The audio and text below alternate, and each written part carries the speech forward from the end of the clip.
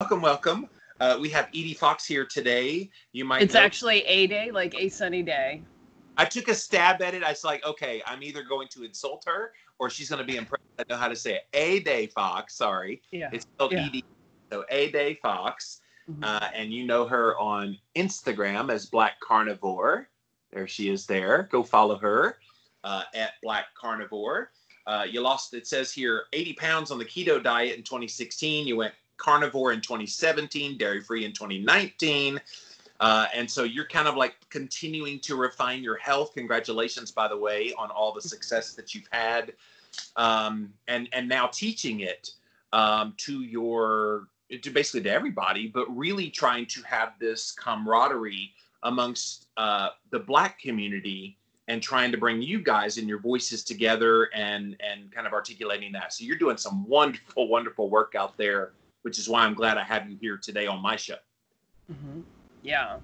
Well, I actually started my channel in, I guess it was 2018, and I called it Black Carnivore because I wanted to, if there were any, other Black people doing carnivore or interested in it, to be able to find me and know that there's somebody else doing it. So, that was really the purpose of the name, and it's worked.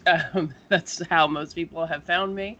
Yeah. And, and I really wanted, I feel like the carnivore diet is, it's pretty different.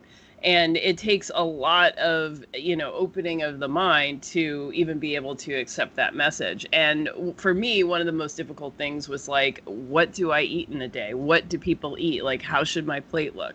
I grew up with my grandmother saying, your plate needs to have a meat, a starch, and a vegetable. Right. So when I started eating this way, it was like, so do I have one thing on my plate? Do I get different types of meat so that I have two sides and a meat? Like, I was confused about that. And it was really helpful for me to see what other people were doing and for me to take pictures of what I was doing and put it up there and, kind of get some feedback and stuff like that. So that's why I did it. It was really helpful for me. And I think a lot of people, were for the same, had the same issue. Like, what is this supposed to look like? So that's, what I was attempting to do. And then just continue my learning, my education, and sharing that information, and then talking to people and hearing how people integrate it into their lives. So diet, I've had a lot of pushback from the posts that I put up and people saying, diet is a diet. Like, what difference does it make what color you are? But in fact, a diet like fits into your life, and how you eat, how you buy food, how you prepare food, who you're preparing food for, what is the larger context of what you're doing. All of that is, informed by, who you are, your identity, your life, how much money you have, all of those things. So in fact, you cannot disassociate diet from race and all the other ways that we identify in life. So that's why I do feel like we need to talk about this and we do need to think about those things. You are doing such a good precursor to literally every question I wanted to ask you here today. Mm-hmm. So going back to the meat, starch, vegetable on your plate thing, the plant-based people like to brag about having their plant-based meat now. I wonder if we could have a meat-based starch that would like a meat-based potato, and so that way you have it on the plate. Yeah. Well, I feel like some people use maybe mushrooms and stuff like that. Like, we forget that we have a plant kingdom. Is it a fungi or a mold or whatever kingdom? And then there's an animal kingdom. There are other kingdoms. I think spirulina and algae are also part of a different kingdom. Right. So I suppose you can incorporate those things. I don't happen to like mushrooms, but plenty of people do. And, I don't really, if that fits into your game, I think that's fine. Genic mushrooms a little too much, so I don't know. I never liked mushrooms. It was like, yeah. we legislate this out of our homes. People, cry in fear about black mold. Why would I choose to eat something that is such a problem? Good point. Good point. Hey, so can we talk about why it is so stigmatized, I guess, within the Black community? To even do a ketogenic diet, because it's viewed as a little bit of a snooty kind of, well, you must be rich, you must be able to afford all those foods you can eat on keto, much less carnivore. which kind of even underscores it even more. All that meat is so expensive. Can you address like how you reach this message in the Black community? Because I think it's a unique misconception that keto and carnivore have to be this expensive diet. Well, so one, I would say, there are tons of Black people already doing keto and carnivore. So it's not that it's not welcome or it's all that odd. And in fact, I feel like, the word keto is pretty well known throughout the Black community. Now, the cost is one thing. And I think that, a lot of the cost comes from the products and the other things that people feel like they need to buy. So if you're going to get keto cupcakes or make keto cupcakes, yeah, that's going to be expensive. But, when people like complain to me about the cost of carnivore, I mean, I say to them, I don't know where you live, but where I am, I can get a pound of ground beef for $2.99. I can also get a pound of broccoli for, in many cases, $3.89. So, what's really more expensive? I can live off of 2 pounds of ground beef a day comfortably. That's actually more than I really need to be eating. 2 pounds of broccoli, especially when you throw away the stalk, is not even enough for one meal, and it's incredibly expensive. So that's kind of how I talk about it. And then, I have people say to me, well, what are good snacks to have? What's like a good snack? And, my first thing is don't snack, eat 3 times a day, 2 times a day, 1 time a day, but no more than that, and no snacks.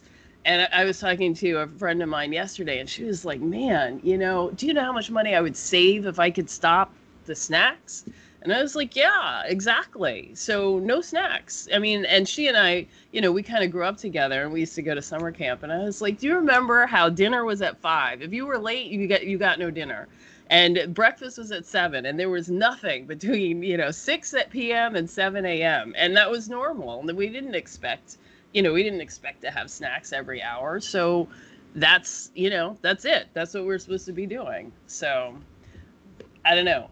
I don't really see it as more expensive. Right. I save money. I spend way less money on food altogether. I actually did a cost analysis one time, Ede, where I looked at, and of course I came from a very bad, crappy garbage, 410 pounds, just stuff in my mouth with fast food and junk food and all that. So keep that in mind. 16 cans of Coca-Cola a day. It was bad. And so, yeah, that's expensive. 16 cans of Coke. And so I took a cost analysis of what I paid for all that junk food, because when you're eating that, this is the missing piece in the whole cost effectiveness. You forget that when you're eating crap, you have to keep feeding the crap, because your body is starving for protein and micronutrition that you're not giving it. That's why you stay hungry. So when you suddenly start eating ribeye steak or start eating mostly animal-based foods, you're getting that satiation. So yes, in the micro, that thing that you're putting in your mouth, it might be more expensive, but you're not spending all that money on Little Debbie snack cakes. You're not going to McDonald's. You're not going to Taco Bell. Wherever you're going, I ended up spending 4 times the amount of money I spend now on food back then. And of course, back then I was eating cheap, and now I'm eating expensive, but which one was really expensive? And of course, you asked where I live in South Carolina. I actually have in my backyard back there 19 backyard chickens a day. And wow. They poop breakfast for me every day. In fact, I just had a big boatload of eggs for breakfast. And so, yeah, I mean, I think people like to come up with excuses so they can dismiss something rather than hearing, okay, how can I implement this and what can I learn from this? Mm-hmm. Yeah. So, I mean, to be honest, I have not been going out evangelizing in the broader community. So, the people, I mean, I have tons and tons of people reach out to me, and they're usually people who either have been doing keto for a while, they're stuck, and they're wondering if carnivore might be helpful, or they heard about carnivore and they're not really sure, or my food looks really good, and they just, want some recipes and stuff like that. So in that community, there definitely is an openness to the concept that this might be a way to, for them to eat. And, and in my group, I'm not, even though called Black Carnivore, I'm not dogmatic about people following exactly carnivore. I mean, to me, is if I can get you, low carb and into ketosis, that's a world of difference right there.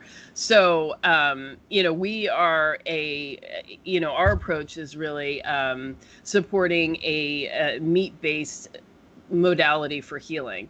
And, and I think that a carnivore, it gives you, that gets you to the cleanest place. And you want to be that place for a while and then test where you can go from there. And some people may be able to tolerate a lot more and some people won't. And then that is the individual's existence. And it's up to the individual to figure that out. And it's also it's up to the individual to, for one thing, decide how well you want to feel. I mean, maybe having a little bit of chocolate from time to time, it's worth feeling a little worse. You're okay with that. Yeah. And then your body changes over time. So what is tolerable at 35 may be different at 45 versus 55, and you're healing along the way. So, I regularly encourage people to listen to their bodies and experiment and take notes and pay attention. Our bodies send us signals all the time. And I think probably the most powerful thing that I've done in this process is unlearn this notion that that there's some outside expert that is more clear about what my body needs than my body. And Right. Our bodies speak to us all the time, and we discount these signals all the time. And so I don't want to do that anymore. So I tell people, listen. If your body has these reactions, it's stating itself. And you gotta honor it by acting on those notifications. Oh, and it doesn't matter who you are. You're abdicating your health to other people. It's never going to be as good as your own. It's why I've tried to, in my work at push people to become their own best health advocate, because your body knows when you're satiated. Your body knows when you need to eat more food. And so you should definitely listen to that. Unfortunately, we live in a society now that says, give me a pill, give me a potion, give me something that will be the quick fix. And nobody wants to put in the work. And so there's this perception that medicine knows all when it comes to your health. And that honestly, medicine is the last place to go if you want to know how to change your nutrition. Yeah. Yeah. I agree. And and certainly for the Black community, we don't get the same kind of medical care, and we have very different medical outcomes for the same diseases, even when you, correct for, income, family income, education, and all of those things. And Can we get that a little more? Because I want people to hear this loud and clear. What are some of the obstacles where it's unequal with the Black community as compared to, say, the white community? Well, for example, diabetes. I was just reading an article in ProPublica about a doctor who has, devoted his work to, I think he works in maybe Tennessee or Alabama. And he focuses on, he's the doctor that cuts off the limbs when the diabetics have to be amputated. And, and he has been raising the call about the fact that 3 times as many Black people with diabetes have amputations than white people. So why is there that disparity, even when you're looking at people who are coming from the same income bracket? So why is that disparity? To me, that says that, for whatever reason, doctors are not intervening early enough with Black patients so that they get to the point where they need to have these amputations. Yeah. I don't know why that is, but that's what's happening. Can I interject something that I think might be happening? I wonder if there is some kind of a fear of going to see the doctor when the first signs happen in the Black community as compared to the white community. And it could be an economic factor where the white community may have better access to affording care and that kind of thing. Whereas in the Black community, maybe it's an economic thing in that way that they hold off. These are the results, even when you control for access to insurance and to family income.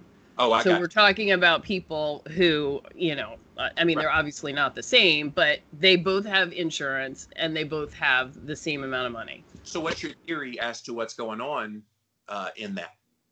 I think the doctors are not taking the kind of intervention care early enough. So, like,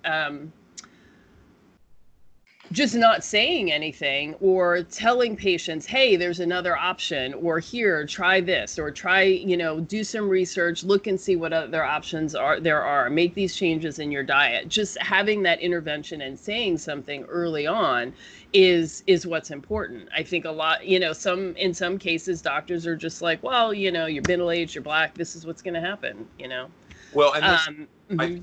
well, this is inevitable. We don't really know how to control this. Here, take this metformin, take insulin if it's that bad. I'm just trying to pinpoint what would it be that would be a disparity, that there would be 3 times the amputations, and you're saying it's patient education, but I'm even saying that the education they're giving white people is incredibly inept as well. So why is it hitting the Black community? Is it maybe something genetic going on that could be attributing to some of that?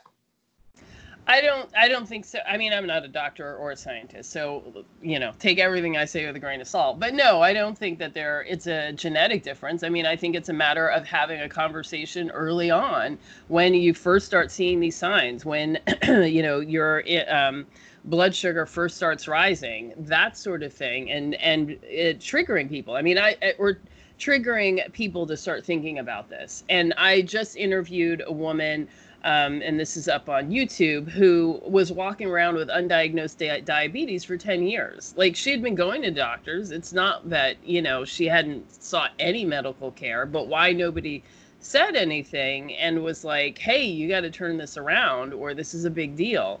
And she was doing all the things right, the low fat diet, the exercise, and so on. So, I don't know. This is what, like, medical professionals, people who study this stuff, this is what we're talking about. Like, why is there this disparity? This is not a gender thing. It's not a money thing. It's not an access thing. So what is the racism happening in that space that you end up with a population that is in a much different place? Now, I know for myself, I mean, I was younger, and I mean, I was always generally in pretty good health, so I don't have like a practice of like going to the doctor all the time. But I never had a doctor say to me, hey, your blood sugar is high. I've never even had a doctor talk to me about it. So I'd never looked at those numbers. I didn't know what they were. And then I started following, right.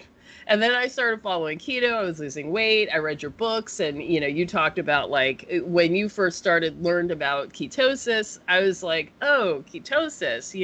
I mean, I used to pee on those sticks, but it didn't really, it didn't click for me like what that really means. And Right. I feel like your book, I think it was Hito Clarity, right? That Yeah. really got me starting to think about it. And so I went and I ordered one of those blood glucose and ketone blood meters, and I still didn't even know whatever numbers came out, I didn't even know what that meant.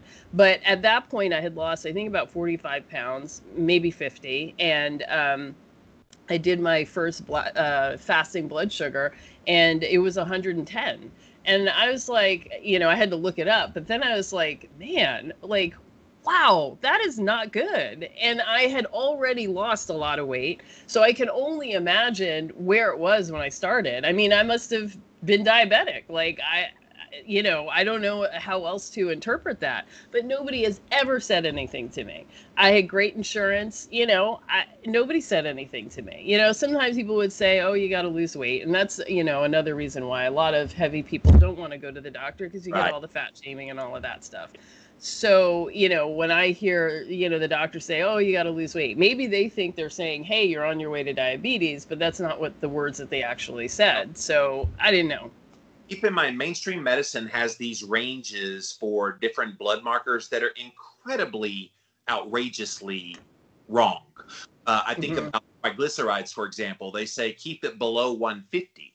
Well, actually, we know from the education I've gotten and the things I try to teach now, you don't start to feel healthy till you're below 100.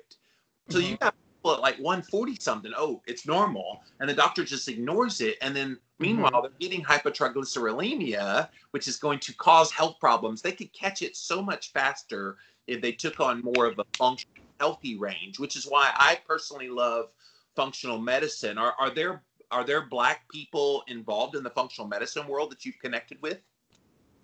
Not that I've connected with, but I'm sure there are. I haven't really focused on, healthcare outside of, Nutrition. just my regular doctor. Yeah, and nutrition. So, but yeah, I'm sure there are. I definitely, in my group, I have, there are people who are life coaches and who look at and focus on lots of different health modalities. So, Can I ask the question, because you mentioned earlier, there's a lot in the Black community that are doing keto, they're doing carnivore, and I realize that like various conferences aren't the litmus test for everything, but it is a demographic of how the community looks. And I remember way back in the paleo community, they used to do panels. Why don't we have more African Americans involved here? And same with Keto Con and some of the ones in the keto. We don't see very many, African Americans involved in this movement. And so why do you think that is? Is it just more that, okay, we're going to do it ourselves and don't have to be involved in the community, or what? I mean, I would say we are here. We're following you. We're following all the same people. But if your gaze is, is not attuned to looking for people of color, you're just not going to notice us. And then we don't get interviewed by you. You don't tell our stories. And then it's like, well, I don't see any videos out there. So that was why I tried to start doing the Instagram lives. And I wanted to talk to like regular everyday people who are doing this. So, right. The experts and the leaders, do not live lives that are at all representative. And so, it's not helpful for me to hear that story. I used to listen to, Human Performance Outliers, that podcast, because I wanted more information about carnivore, but nothing about that was like even remotely relevant to my life. So, I eventually kind of just lost interest. And then, of course, my latest experience working for MeatRx was really, really troublesome. And, I actually put out a video calling out the racism in the carnivore community and, specifically describing what happened at MeatRx and why, I didn't feel comfortable, continuing on there, and certainly not recommending it as a space. There's too many racist things I've heard said, and if you don't say anything about it or object to it, then that is, your acceptance of it, and that's not okay. Can you give the short version of that story for people that may not know? I want to definitely amplify that here, and not to stir any crap, but let's at least amplify it and see if we can talk it out a little bit. What happened? Well, so, for one thing, a member came to me and told me that she had quit MeatRx because she was at one of their, community Zoom meetings where the community can come together. And somebody there said some things that were really upsetting to her, and she left. So I brought that to, to Dr. Baker in, like a staff meeting, I guess, with all of the coaches. And the response was not great. And then, further, he did invite me to do an interview with him, but then sent out a survey to the broader MeatRx community, asking if anybody would be interested in a emotion-free, passionless educational discussion on race relations. And I don't, none of that is anything that I would want to do.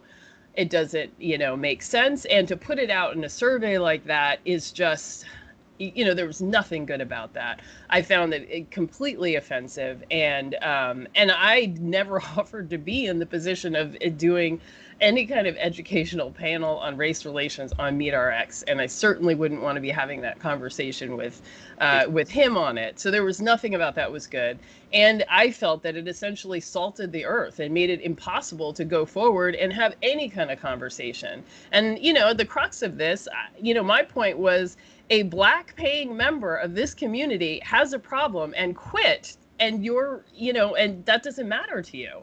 So if I don't matter to you, you'll take my money, but you're not going to provide anything, then, that's it. Just so we're not in the abstract, because I didn't see what happened, so forgive me for this, but what was specifically said? I'm just curious. Well, there was a member in the group who was complaining about her week and how awful it was. And, there's all this violence going on and it's stressing her out. And she finished by saying, all because of some guy.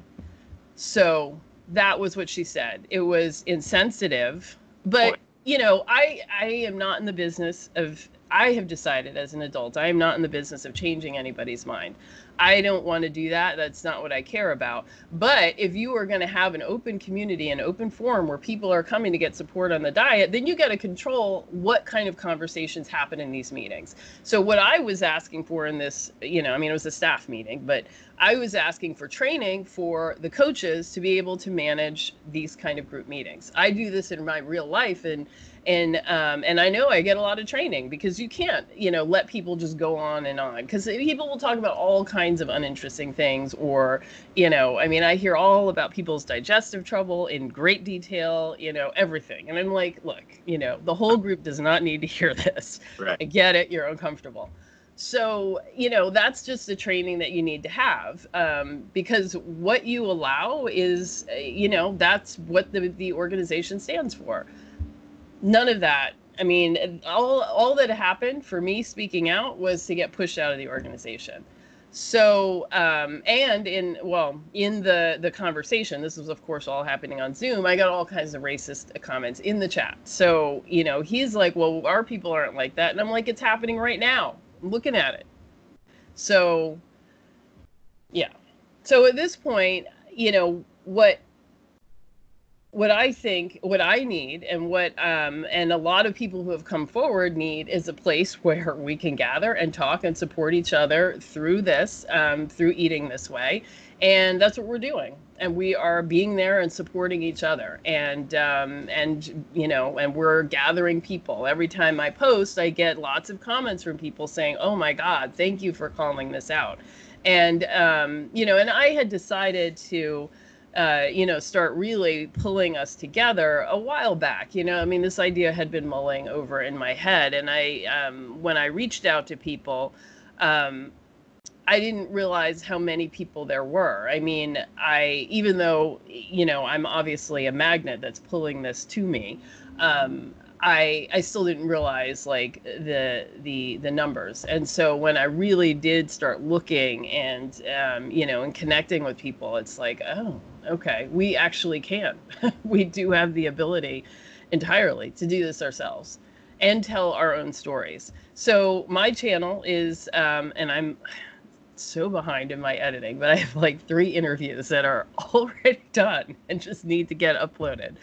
But I am continuing to tell the stories of regular people, and I will continue to, to do that. So everybody sees like how it can be done, and everybody has their own individual way of doing it. And then in addition to that, there are other people who also have channels, and we're going to be supporting each other and putting, our stories out in lots of different places. And, so you'll be able to see. And I tell you, I'm incredibly sad to hear what happened at MeatRx. Because if we're going to up and say we think meat heals, and I think we all believe that, and that we believe it's the path that a lot of people could find out of obesity, out of chronic disease, then inclusiveness has to be a part of that. Like, I'm just shocked right now because I adore Dr. Sean Baker and what he's trying to do.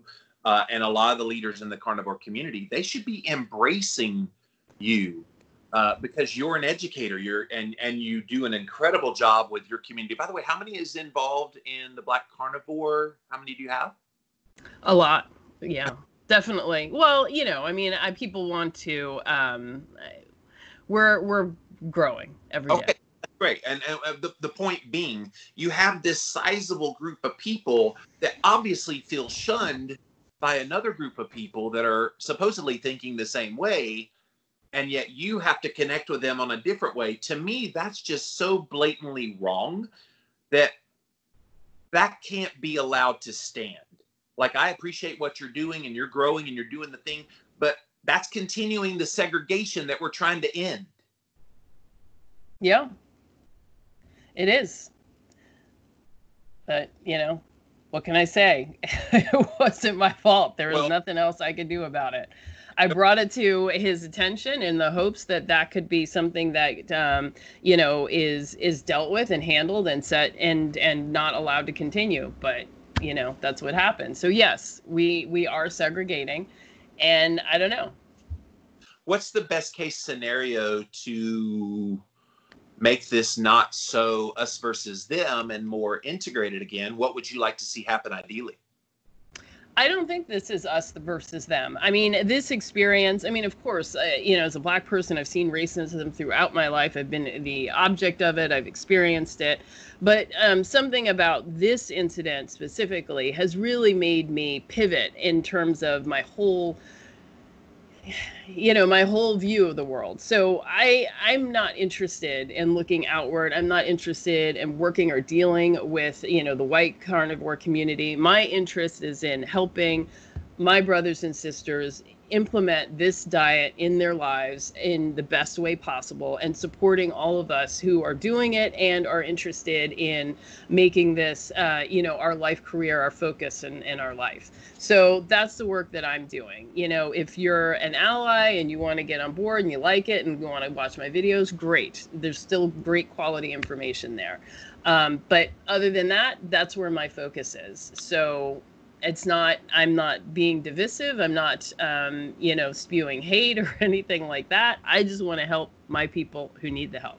You know what this reminds me of, and it's been a problem in America for a long time, is the split amongst Black churches and white churches. And yeah, there's some integrated churches, but you have kind of this unspoken, we both serve and honor Jesus, but your Jesus is a Black Jesus and my Jesus is a white, and it just becomes this unnecessary split. And my heart's trying to bring people together, and so this just breaks my heart. And I really hope the carnivore community is hearing you loud and clear. And I'm talking about the white carnivore community, hearing you loud and clear right now, because this is unacceptable.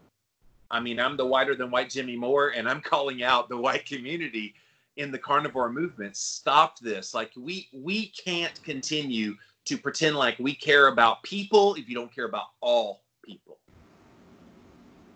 Yeah, I agree. I mean, and, I get frustrated when I hear people say, well, where are the Black people? I would, highlight Black people if there were Black people, but we're here. Like, you only need to Google Black and carnivore, first thing that pops up. So for those who say they don't know, it's like, well, it's not hard. Like, we all have access to Google. Everyone can do that search. It's the very first thing. So if you can't find me, I don't really know what to say to that. So that, in that case, I think that, that blindness is a choice. Can we dig into that one a little more? Why do you think, and I'm guilty of this, I'll be the first to admit it, Ede, that I didn't seek out Black keto, Black carnivore for many years. Over the past few years, I have been. In fact, it was a couple of years ago on the Live and La Vida Low Carb show, I actually started seeking out, trying to figure out why there wasn't more Black people involved in keto, for example. And I had a few on my podcast to talk about it.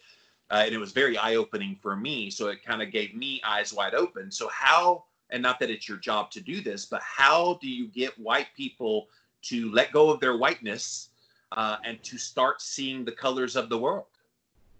I'm not interested in doing that. Okay. That's not my job. That's your job. Black people have been talking about racism and oppression for 400 years. White people don't hear it from us. They don't want to hear it from us. I don't know. But I'm done talking about it. I have done my job. I feel that, all my life I grew up, you get the education, you get the good job, you take care of your kids, you get a good car, all of that stuff. Did all of that stuff. Doesn't make a difference. So for me, I feel like that's not my job. I'm not interested in doing that. My job is to help my people and build our structures, whatever the support is that we need to improve. Now, other people do take on that job. I have seen and read many wonderful things from academicians at great institutions who write about race relations. So if you're looking for a place to send, white people who need to, learn about race or whatever. They should go to those resources.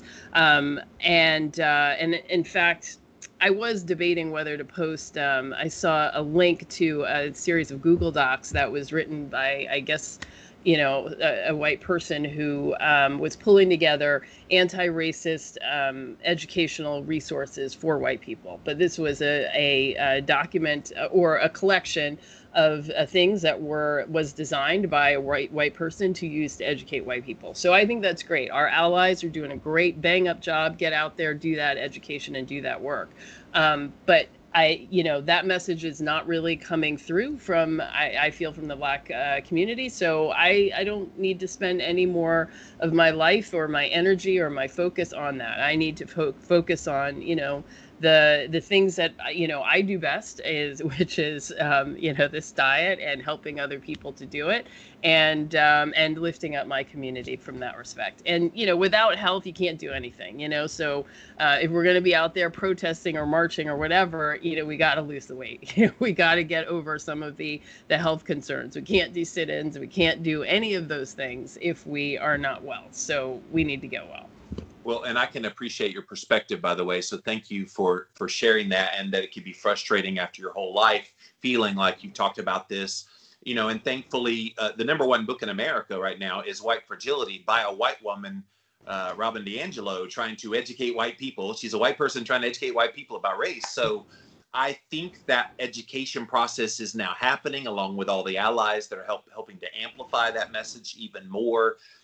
More and more Black people are coming on shows like mine here today. So I think we're all doing our part. Does that give you a little bit of hope that maybe things will change? I mean, I think things for sure have changed. I grew up in an activist family. So, my father was, one of those people sitting at the lunch counter and getting arrested and, hosed with fire hoses. My family is from North Carolina as well, Greensboro, but now we live all over. But I have a big hub in Charlotte, so I've spent a lot of time down there too. And my mother was also a civil rights lawyer and, was very much an activist. So I grew up in hearing about all the things that they did and going to protest myself and organizing my own. So that's very much a part of my background. And oh man, I forgot where I was going with this. What was your question again? Hope for the future. Oh, hope for the future. Right. So that was the point. So, in my family, we've been having a lot of these conversations, and on the one hand, it's like we've done this before and we've seen how things have been before, but also I think there is a palpable difference and change here at this point. So I don't know. I'm not sure whether to be hopeful yet. I just, I'm looking on with curiosity and looking at where I can best apply my skills and where I can best be helpful, and then, and just kind of relaxing into it. This is, for better or for worse, everyone's lives have completely changed, and we might be hoping and dreaming for going back to the way things were before, just like physically and our ability to move. And I think that's that's over for quite some time, and things are going to change, permanently change in some ways. So I don't want to be one of those people who's like resisting change. I just want to kind of lean into this new way and kind of be open to the possibilities before us. So hope, but not hope. I don't know if that was my answer. I can definitely appreciate that and know where you're coming from, because it's like, okay, is this real? Is it not real? So I can understand that, especially when your whole life, I don't know how long you've been alive, but your whole life, basically, you have been hoping beyond hope that things would change. And now it seems like there's just a little inkling that maybe things are changing. So, and I'm glad, by the way. And if that gives you a little inkling of hope, then maybe we all grab that inkling and run with it and try to, really bust the door open and make the change happen that you've been wanting your whole life. So I hope that happens. As a white guy, I really hope it happens. It has always been discouraging to me to see the disparity between the races. And I grew up in a mostly African-American high school. And I never really realized how deeply the issue was until I got much older in my life. And so it makes me appreciate it all the more now. It's why I speak out now. And people have kind of criticized me, Ede. Why are you talking about all this race stuff? This has nothing to do with health. Get back on keto, stay in your lane. Can you tie them together? Why talking about this issue is indeed a health issue?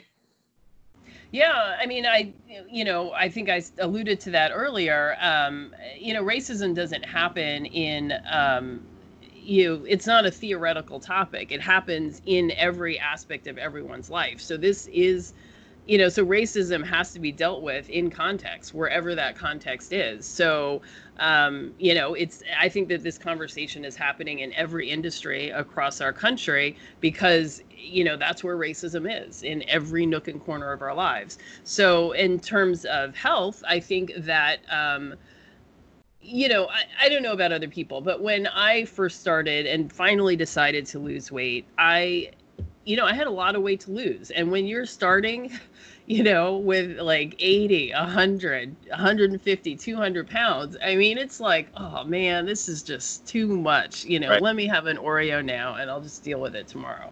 So you need to see other people who have done that same journey and have achieved success. So for me, when I really got started, like I would Google, or do a hashtag search for everyone who had 80 pounds to lose, 100 pounds, Century Club, whatever, to try to find other people who did this and to know that it really is possible. So I think it really is important to hear stories of people that you relate to, whose lives have something to do with yours. So, when I look at all those carnivore bro like stories and interviews, it's like, this doesn't have anything to do with me. Like, I don't spend 2 hours a day in the gym. I don't lift like that. I don't, none of this is relevant. Right. So, I think that we need to hear our stories, and that's what I've been trying to do. And I think that's what's going to be helpful. So, in terms of tying like the issue of race to diet, it is about elevating our voices and making them visible to all. So if no one else is going to interview all my brothers and sisters who are doing this diet successfully, and I've met people who have been doing this, 3, 4, 5 years, I mean, longer than me. So if their stories are able to get up there and guide people, that's what's important.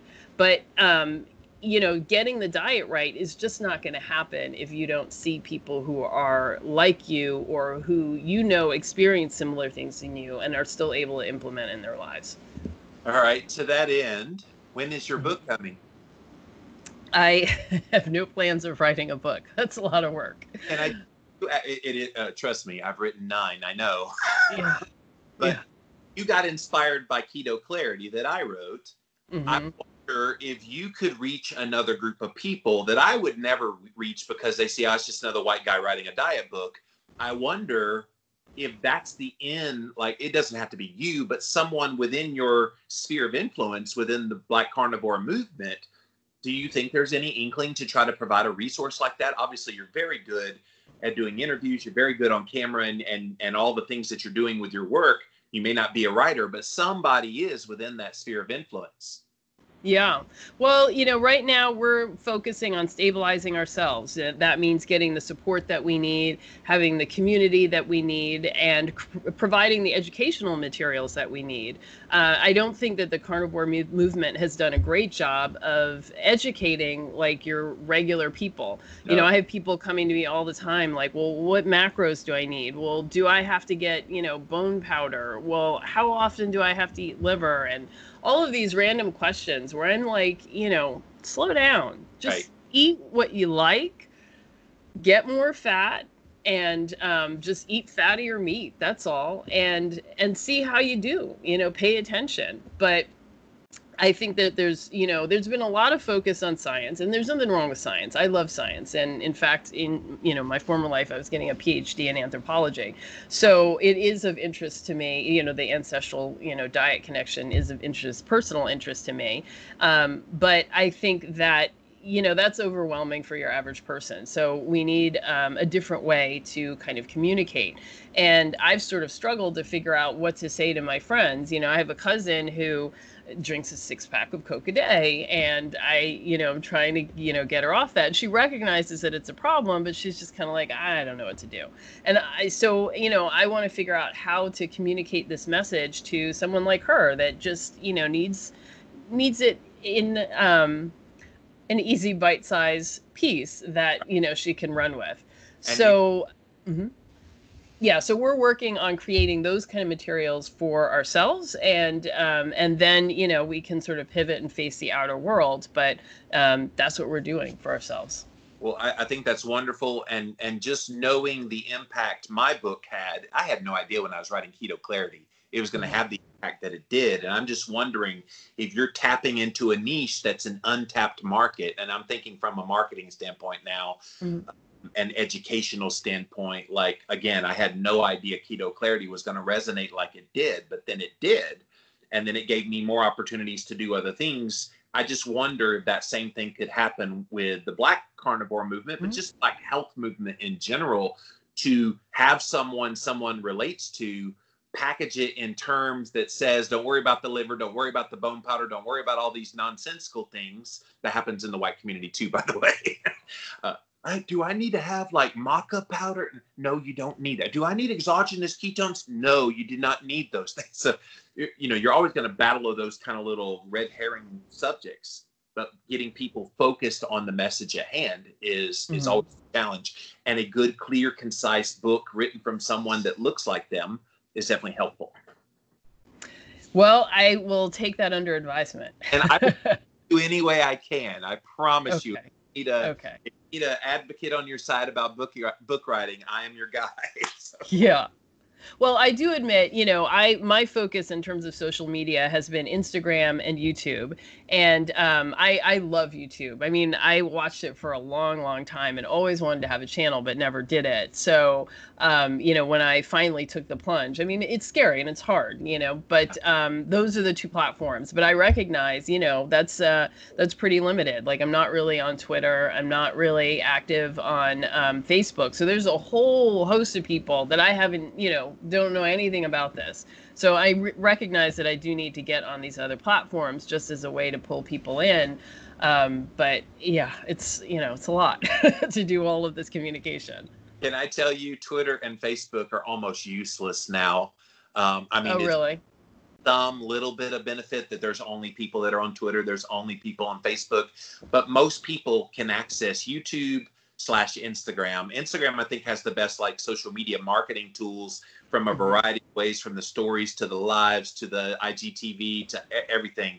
So I think you're on the right platforms for getting your message out in a big way. And of course, coming on other people's shows certainly doesn't hurt either. Well, yeah, and you are the first one to really help me to amplify this message. So I appreciate you for being number one. And hopefully I will be able to continue to talk about this further to other communities. Now, are you on LinkedIn? Because there are a whole bunch of people that are doing just LinkedIn, and it is blowing up in a way that is, now is a good time to get your foot in. I've always seen LinkedIn as kind of this, oh, there's my resume. And it's like, I didn't really think of it being a content place. There's even some new ones. I added a new one just last night called Parler, Parler, because never heard of it. I know, it's brand new. Like, I was like, what? Yeah. What? So, like, there's so many new ones popping up. And of course, with all the censorship and all that happening across social media because of messages, it's just, I think we're always going to have different ways to get the message out. And I encourage you to put your fingerprints in all those things. In fact, it was Instagram. I held off forever on Instagram because I'm like, oh, that's where recipe keto people go. What do I need to? I'm a podcaster. I don't do recipes. But then I thought, well, okay, let's start doing it. And then it grew, and then it became this big thing. And so you never know till you get your name out there, I guess. Yeah, that's right. So I'm definitely enjoying this process. I love the creativity of making videos, although I find it difficult. I've taught myself how to edit. All of this stuff was like brand new to me. So a whole lot more work than people think. Like, I do content on Jimmy Rants every single day, and I do 3 podcasts a week, and people are like, wow, you just pump out the content so easy. And then they go to do it and they're like, oh crap, this ain't easy. Yeah, it's not. So how can people find your channel on YouTube? Is it Black Carnivore? Yeah, Black Carnivore or the Black Carnivore. So if you search at either of those terms, it should pop up. And on Instagram, I'm at Black Carnivore. Yeah, that's all the places that I am right now. I'm trying to set up TikTok, but I haven't been able to get that done. TikTok is a trip. And yeah. Like, I remember when I first got on TikTok, I'm like, what have I stumbled on? A bunch of people dancing and telling me that they can take my man if I want to. I was like, what in the world is this? Okay. Yeah. Just hang out there for a little while. You know what I'm talking about. So. Yeah. Well, you got to stay young, so. Absolutely. Well, Ede, you have been such a pleasure being here today, and I'm just so grateful we were able to amplify your voice. And content providers, get this lady on your show, and not just you. Are there other names that we need to be aware of that we can help amplify? Obviously, you're going to insult people by not saying their names, but who are some of the other leaders like yourself that we can be looking out for? Well, we've got the Carnivore Junkie. He has a podcast and I think a YouTube channel, and he's on Instagram, carnivore.junkie. I think that's his name. And then Heather, oh man, I think she just changed her Instagram channel, but she has a YouTube channel as well, and she's also a coach. Let me just get this. Sorry, I really want to be able to say it, right? Oh man, I'm gonna send it to you. Maybe you can put it up later. She's Whole Foods Meat-Based _ Heather. Okay. And yeah, she's a coach. So we are going to be promoting ourselves and each other, making sure that that's available, for everybody. You know what would be cool, Ede, is if you create like a Black Carnivore network where anybody that has a YouTube video, a podcast, an Instagram page, whatever, and then it's all in this one place, like maybe blackcarnivorenetwork.com, and then you could like have all the links right there in one. Well, sorry, my brain's always thinking marketing. So I'll think about that. You're talking about a web page that's a network. Flash web page. Like, if you're looking for Black and Carnivore and Keto, here it is. Here's all the people that are you need to know. And again, it's not your job to try to point people, but that it's helpful for people like myself that wants to connect with people like that. So thank you for, again,